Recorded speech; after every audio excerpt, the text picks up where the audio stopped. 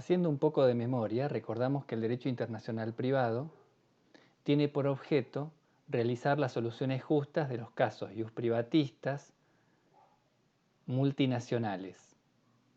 Para ello, se ocupa de diversas cuestiones: la jurisdicción internacional, el derecho aplicable y la cooperación judicial internacional.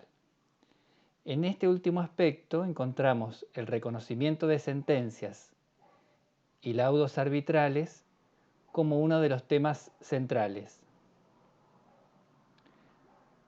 ¿Por qué hablamos de reconocimiento y ejecución de sentencias? Bueno, estrictamente hablamos de reconocimiento cuando nos referimos a la aceptación del derecho consagrado en una sentencia extranjera. En tanto hablamos de ejecución cuando nos referimos a la obtención de la satisfacción material del derecho consagrado en la sentencia extranjera. Son susceptibles de reconocimiento todas las sentencias, en particular las sentencias declarativas, como una nulidad de contrato, y las constitutivas, como puede ser un divorcio o una declaración de insania. En tanto, solo son objeto de ejecución las sentencias de condena, es decir, aquellas que imponen una obligación.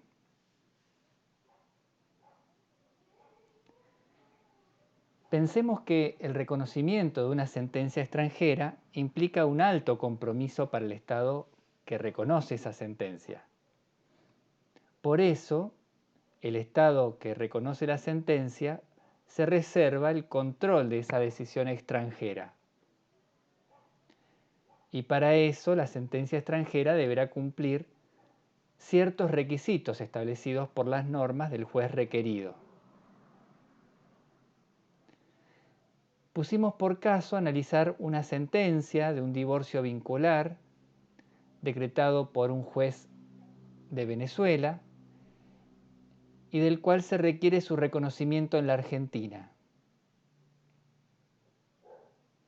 Si pasamos a analizar las fuentes normativas que van a regular el reconocimiento de esta sentencia extranjera, vemos que hay una gran cantidad de tratados que abordan esta materia. En particular, fíjense cuántos tratados bilaterales. Específicamente, tanto Venezuela como Argentina son parte de la Convención Interamericana sobre Eficacia Extraterritorial de las Sentencias, de Montevideo de 1979, la CIDIP-II.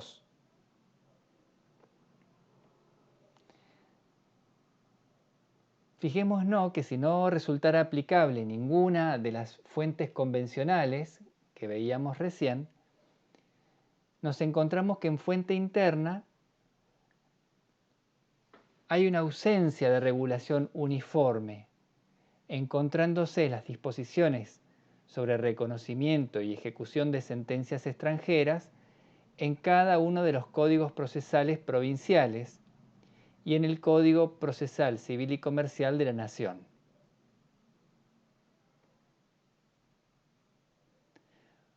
Pasando a analizar la Convención Interamericana de Sentencias, aplicable al caso que analizamos, vemos que en su artículo primero establece sus ámbitos de aplicación. En primer lugar, material se refiere a sentencias judiciales y laudos arbitrales dictados en procesos civiles, comerciales o laborales.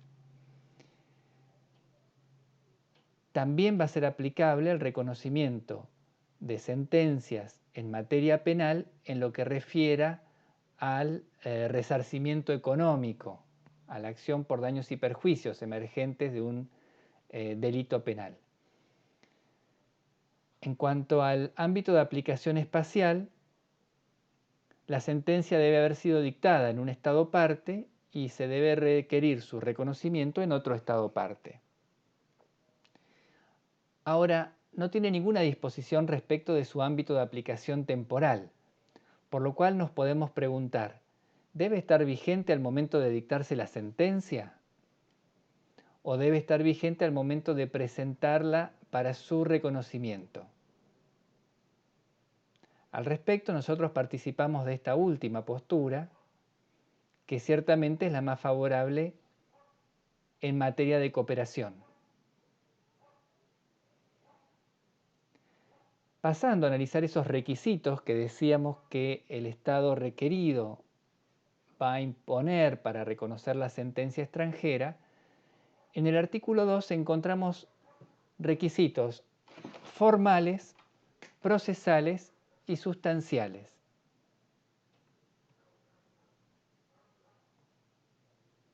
Pasando a analizar el testimonio de esta sentencia extranjera, esta sentencia venezolana, vemos si se cumplen los requisitos formales. En primer lugar, se habla del requisito de autenticidad, es decir, que según la ley venezolana reúna los requisitos para ser considerada una sentencia. Y esto lo vemos cumplido con esta copia auténtica de la sentencia, que es un testimonio de la sentencia venezolana. En segundo lugar, recordando que estamos ante un documento público extranjero, este testimonio, va a necesitar cumplir con los requisitos de legalización, como lo vamos a ver seguidamente. Y esto en función de la ley del Estado donde la sentencia debe reconocerse.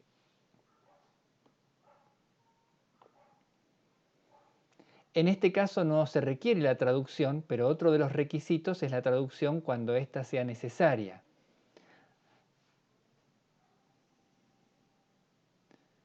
Pasando a analizar la legalización de este documento público extranjero, recordamos que cuando analizamos la legalización, no se refiere al fondo, al contenido del documento, sino únicamente a autenticar la firma y el carácter de las autoridades que firman este documento. Vemos que la primera firma que aparece es la del secretario o la secretaria del tribunal que da fe del contenido de esa sentencia. Y en segundo lugar aparece el primer sello de autenticidad, que es el de en la oficina principal del registro público en Venezuela. Ahí dice, se legaliza la firma que antecede del ciudadano Elena de Briceño, la secretaria del tribunal. A su vez, el Ministerio de Justicia legaliza la firma del funcionario antecedente. Y finalmente, el Ministerio de Relaciones Exteriores de Venezuela legaliza la firma del funcionario del Ministerio de Justicia.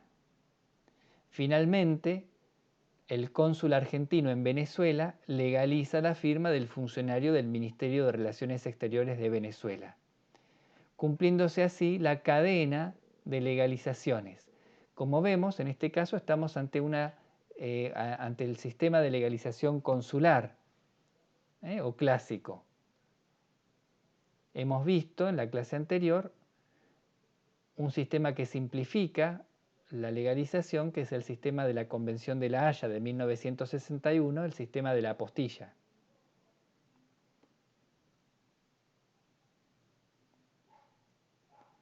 Muy bien, cumplido el requisito de la legalización, seguimos analizando este testimonio de sentencia y vemos si cumple con los requisitos procesales del artículo 2 de la Convención Interamericana. En primer lugar, debe cumplir con la jurisdicción internacional, aspecto que ahora vamos a analizar seguidamente. Lo segundo es que debe haberse cumplido con la notificación, es decir, que el demandado haya sido notificado, y esto conforme a la ley del Estado donde se dictó la sentencia, al que llamamos Estado 1, pero de modo sustancialmente equivalente al admitido por la ley del Estado 2, donde se pretende el reconocimiento de la sentencia. Esto es muy importante a tener en cuenta, ya que hay muchos métodos de notificación que se utilizan en otros países y que en la Argentina no se tomarían como modo sustancialmente equivalente.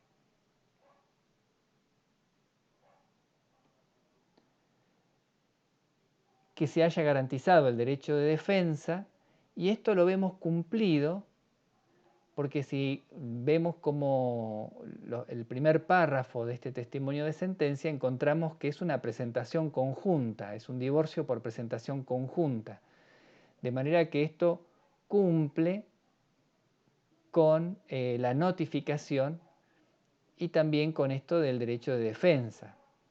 Y finalmente vemos al final del testimonio donde está la declaración de la separación, lo que hizo cosa juzgada en Venezuela.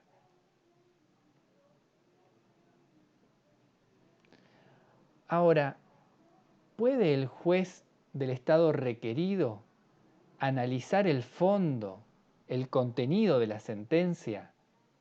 Determinar, por ejemplo, si fueron bien o mal admitidos los medios de prueba, si fue bien o mal aplicado el derecho. Bueno, ninguno de los requisitos apunta a estas cuestiones.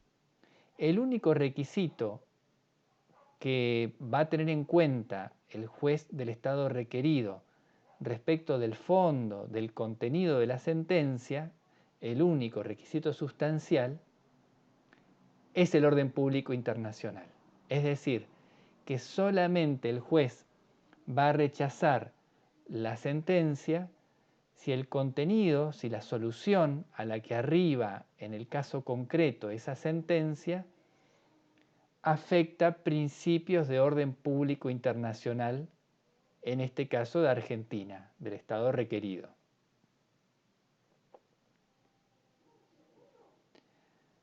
En el artículo 3 se establecen cuáles son los documentos que deben presentarse para proceder al reconocimiento de la sentencia. En primer lugar, una copia auténtica de la sentencia, requisito que acá veíamos cumplido con el testimonio. Debe acreditarse que se ha cumplido con la notificación y con el derecho de defensa, requisito que en este caso, al ser una presentación conjunta, también consideramos satisfecho por el propio testimonio, pero que en otro caso, en un caso en que el juicio tramite en rebeldía del demandado, necesitará, por ejemplo, acreditar la notificación a través de una copia de la cédula, por ejemplo, con la cual se haya cumplido con la notificación. Y un auto que declare que se trata de una cuestión sobre la cual recayó cosa juzgada, que ya hizo cosa juzgada. En este caso se pedirá al tribunal un auto que así lo declare. Y los requisitos procesales, decíamos que entre ellos uno era el de la jurisdicción indirecta. ¿A qué nos referimos con jurisdicción indirecta? El juez 2, es decir, el juez requerido, analizará si el juez que dictó la sentencia era competente en la esfera internacional. Es decir, va a velar porque el demandado no haya sido sustraído caprichosamente del juez natural. Ahora, ¿cuáles son los criterios de análisis de la jurisdicción indirecta? El juez requerido analizará si era competente el juez que dictó la sentencia en base a las normas de jurisdicción del juez que dictó la sentencia, lo hará en base a sus propias leyes de jurisdicción. Esto dio lugar a distintas teorías. En primer lugar, el criterio de la bilateralidad, por las cuales el juez requerido analizará si el juez que dictó la sentencia era competente en la esfera internacional según sus propias normas de jurisdicción. En este caso, que estábamos ante una sentencia de divorcio, el juez argentino aplicará el artículo 2621 del Código Civil y Comercial para analizar si el juez de Venezuela era competente o no. Por ejemplo, porque haya sido el juez del domicilio del demandado o del último domicilio conyugal.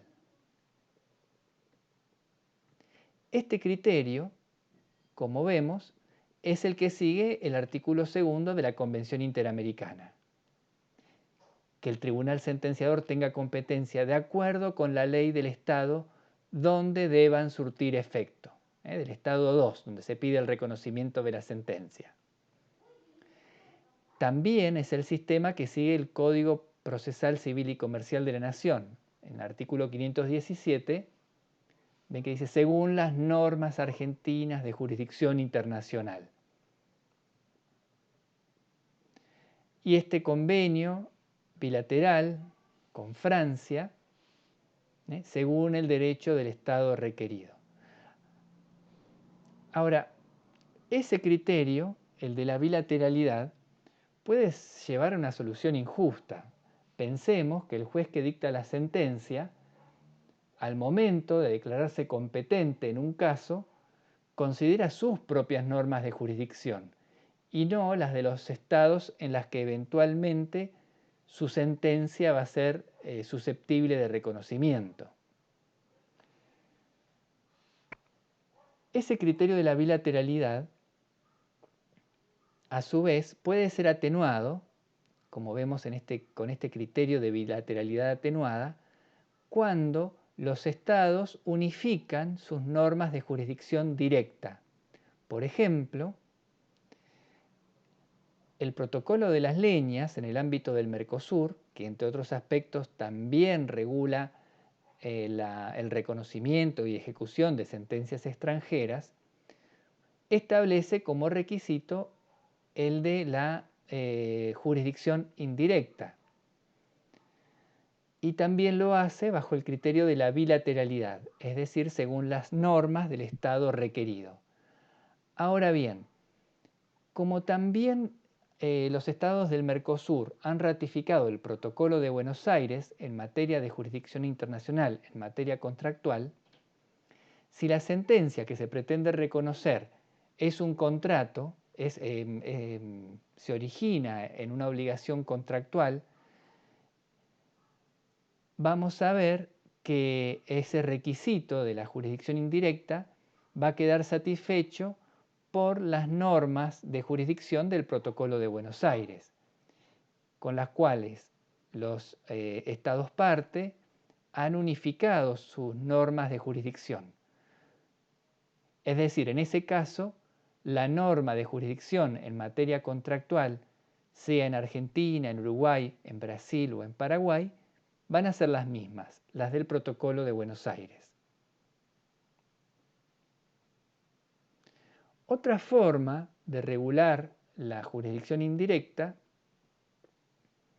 es con la denominada teoría de la unilateralidad simple, es decir, que el tribunal, que la jurisdicción del tribunal que dictó la sentencia se analice según sus normas.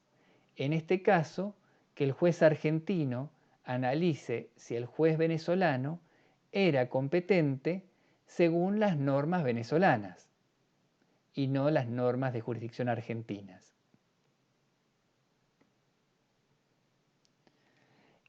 La verdad es que no se encuentran muchos sistemas que recepten el criterio de la unilateralidad simple, pero sí este de la unilateralidad doble, una unilateralidad mitigada, como la que encontramos en el artículo 539 del Código General del Proceso de Uruguay.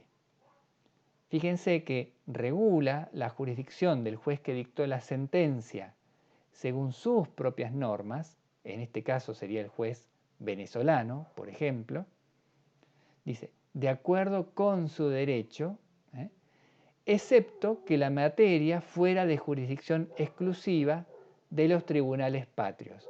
Quiere decir que el juez que dictó la sentencia va a ser competente si según sus propias normas tiene jurisdicción internacional, salvo que sus normas de jurisdicción internacional le atribuyan una jurisdicción exorbitante por sobre una jurisdicción exclusiva de los tribunales uruguayos,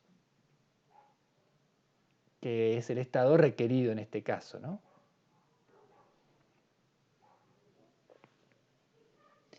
Y a su vez, Hay tratados que establecen sistemas de control autónomos. Quiere decir que tienen normas que regulan los criterios de jurisdicción para el reconocimiento de sentencias. No va a ser ni la ley del Estado del juez que dicta la sentencia, criterio de la unilateralidad, ni las normas del Estado donde se pretende el reconocimiento de sentencia, criterio de la bilateralidad. Este sistema de control autónomo lo encontramos, por ejemplo, en la Convención Bilateral con Italia de asistencia judicial y de reconocimiento y ejecución de sentencias. Fíjense que dice, las sentencias establece como requisito de la jurisdicción indirecta que las sentencias hubieran sido pronunciadas por una autoridad judicial competente de conformidad con el párrafo 2 del presente artículo. Y ahí encontramos entonces cuándo se va a considerar que son competentes el tribunal que dictó la sentencia.